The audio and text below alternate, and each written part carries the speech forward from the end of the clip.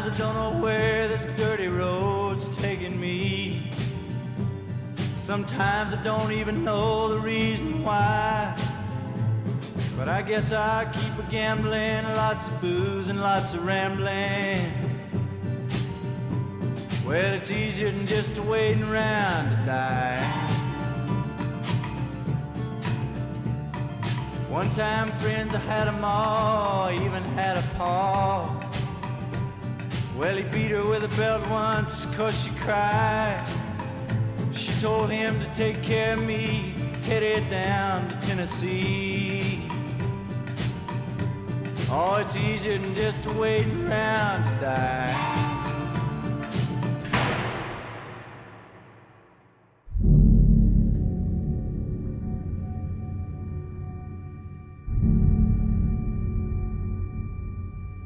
Let me tell you a story. It's long and complicated, and it starts in a place called Galveston, Texas. I've worked so many cases in my life. I gotta tell you that this is one of the strangest by far.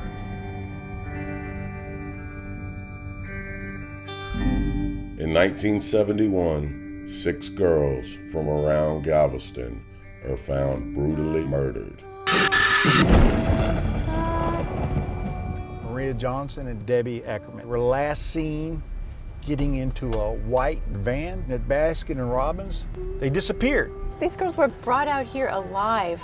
Do they know that they're gonna be shot and killed? He's got their hands tied. He's got their feet tied. One is forced to stand there and watch while the other is shot. They were shot 2 or 3 times each. Boom, boom, boom, boom. This is a violent, cold-blooded killer. It was hard. I mean, for myself, my mom, my stepfather, it just seemed like our whole family just unraveled and fell apart. They had so much potential, and their lives were taken away from them before they even reached maturity. All of our concerns was going to Galveston, going surfing, looking at the boys. We were just having fun. And all of a sudden, our worlds were crushed. It put a hole in my heart as deep as the Grand Canyon. And ain't nothing gonna fill that up. Nothing. It was unbearable. Unbearable. The cops do nothing.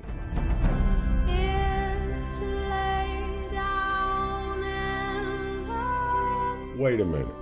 They do arrest one guy, Michael Self. There was a lot of pressure to make an arrest, but there was no evidence Michael Self knew anything about these murders. They beat him and play Russian roulette with him until they get what they want, a signed confession. Michael Self was convicted for a murder that he did not do. He was framed by some rogue police officers, and he subsequently died in prison. I did write letters to the parole board, and I'm sure it helped keep him in there. If he is proven innocent, and if I could ever find anyone in his family, I will apologize. As God is my witness, I will do it. What's amazing is even after they put Michael Self in prison, these killings continue. By 1978, the total's 11. For many, many years, all there was in my life was homicides, found girls, making identifications on girls. And I know from that experience what families go through. It's a never-ending pain. The family lives with it forever. The main thing is to get closure and to find the killer, and we never have. It failed the parents and it's failed society.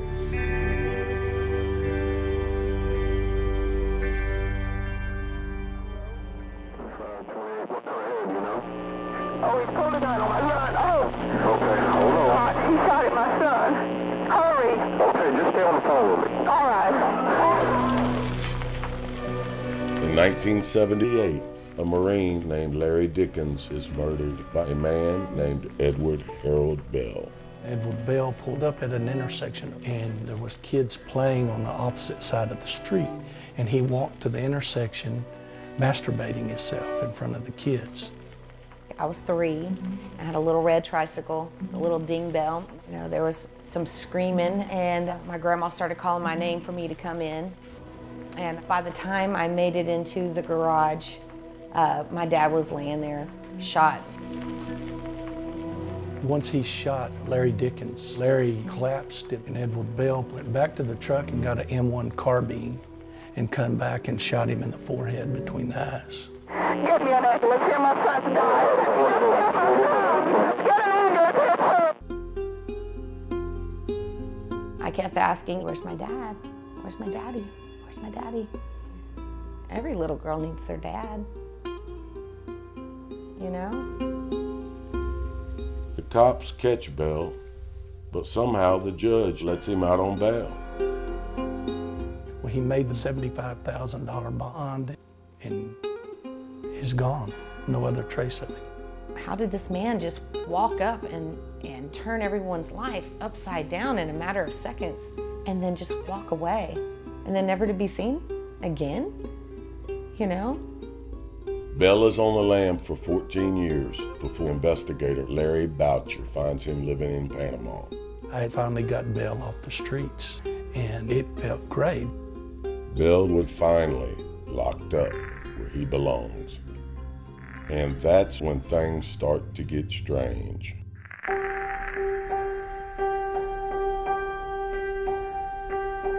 In 1992, Ed Bell writes confession letters to 2 DAs. He claims he murdered the 11 girls.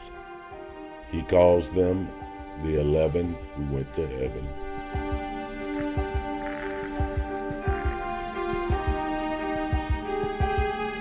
Everyone thinks he's gone crazy. Everyone except Galveston detective Fred Page. When I read that letter the first time, I said, this guy did it. He did it. He's your guy. Fred starts to build a case against Ed Bell and is soon joined by an investigative journalist, Lisa Olson. You know, I had been looking at this story for 5 years, and I told her, don't believe me. I want you to talk to these people. And she did what I'd never done and talked to Ed Bell in prison. When I went into the prison, he began to tell me about his idea that he's a victim of a program. The program is what caused me to do bad things. So you think the program was grooming you to kill people? Absolutely. Some families still hope to have answers about those things. I don't think Uncle Sam's got enough money to pay those people. But how many families do you think should be paid by Uncle Sam? There would probably be about 11 families who should be paid. Can you tell me which families I should contact? If you can get me immunity from prosecution, then I can lay a lot of stuff on you. And I will. Lisa publishes the story. Still, nobody in law enforcement takes Bell seriously. And it is serious. Bell's up for parole in 2017.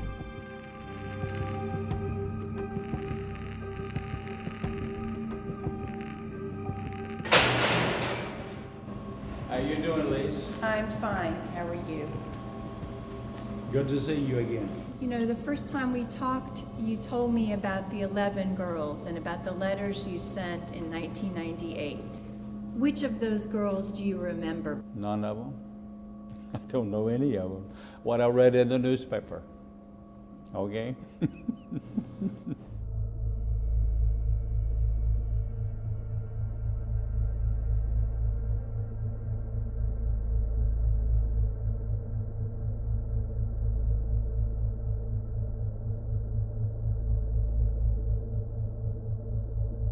Maria Johnson and Debbie Ackerman were in my van. They came running and flagged me down in front of the Baskin and Robbins ice cream store on University Street on Galveston Island. They came running and jumped in my van. And they let me know right away that they wanted me to jump in bed with them. How did they let you know? They told me. They said, we're tired of those young kids over at Ball High. Then they said, we want you to fuck us. Oh, really? I said, you've jumped in the right guy's van. I set a date with them for Saturday morning at 10 o'clock at Doug's Dive and Surf Shop at 5718 Stewart Road on the island. Oh, and I let them out at the Martini Theater, close to the Martini Theater in Galveston. I went on to work.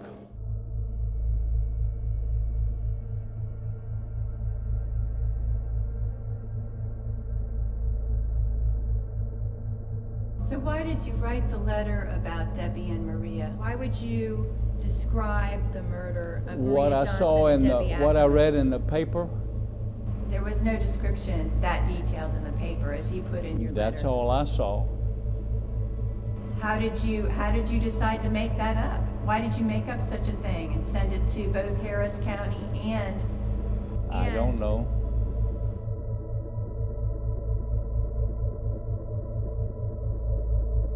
What does it take to make a man break that much? He didn't just wake up one day and decide to be a murderer and take out all these people.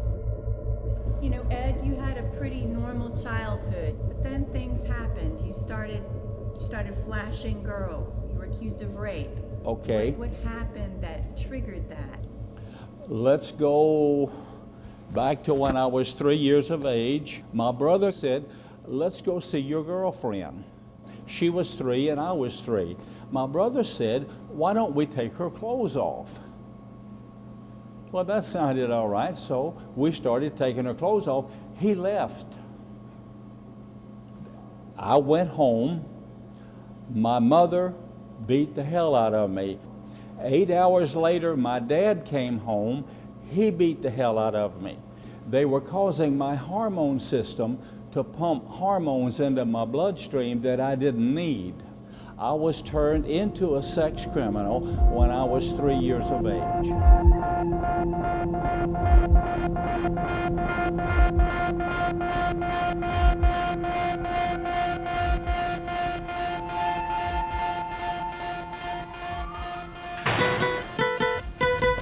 I was hoping for a big breakthrough, but it appears to me that maybe he regrets having given me so much information about the 11 who went to heaven before in his letters and previous interviews.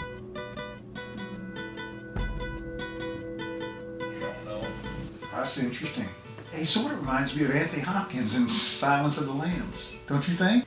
That certainly is the kind of sense I get from him, that he is sort of looking to me like the spider to the fly. He talked about they jumped in the van, they said they wanted to have sex. And I said, I'm the right man. So right there he's telling you that he wants to, he's sexually excited by 15-year-old girls. I was having a hard time, not reacting to that at all. It was the only time in this interview he's offering any more information about any of the girls. It does seem like he's kind of throwing down the gauntlet to us. He's issuing a challenge that he's not going to just give us what we want. We're going to have to work for it. We got to find people that can testify. We need to get some kind of cooperation. Because right now all we got is, our theory. And we need to keep building a case.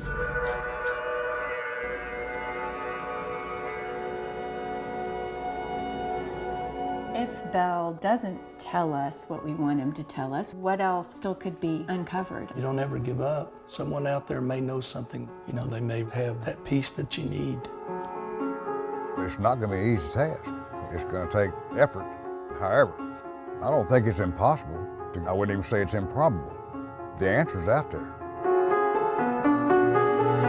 Was he involved in some kind of smuggling? Several people say they got drugs at the surf shop. You got all the cash. You've got You tons got all of the cash, purchases. unexplained cash. When he's arrested in 78, he's got $3,000 cash in his pocket. And then he's got money to go on the lam. When he went over there You know he just didn't stop.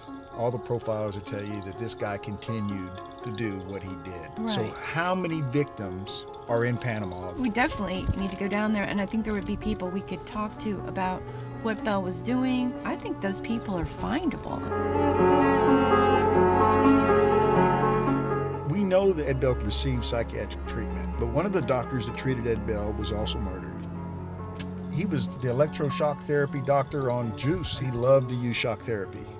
Patients said he abused it. Christmas Eve of 1976, he went missing. Like a month later, his leg popped up in the yacht basin in Galveston, Texas. There's all these murders around Ed Bell, aren't there? Not just the girls. There's stuff that sounds like a conspiracy theory about a program. There may be some truth to that. His father might have worked for the CIA or some black ops organization. He may have suffered some sort of psychiatric treatment that went wrong. He may have been used by a group of people or been part of a group of people who did have some sort of a quote-unquote program. And that might be hard to find out, but before we just dismiss it, we need to get to the bottom of it. At least we got to try. Yeah.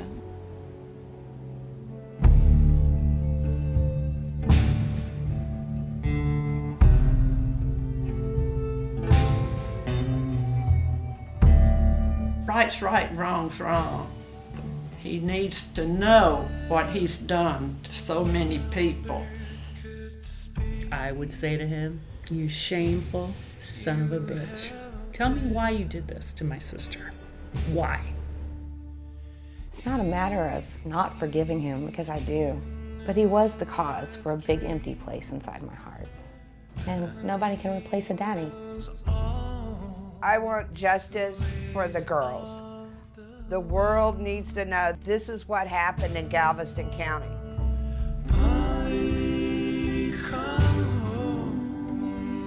The dream is that we can prove Bell did what he said. There's a lot of things that still could be done. There are potential other witnesses, and some forgotten file in some police agency of the many that looked at these cases. There might still be some forensic evidence.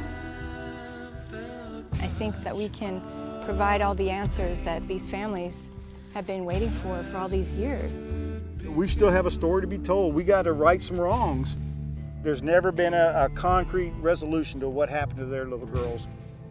They deserve to know who killed their daughters, their nieces, their sisters. I told you the story is strange, a tragedy that no one talks about. The story of convicted murderer and suspected serial killer, Edward Harold Bell.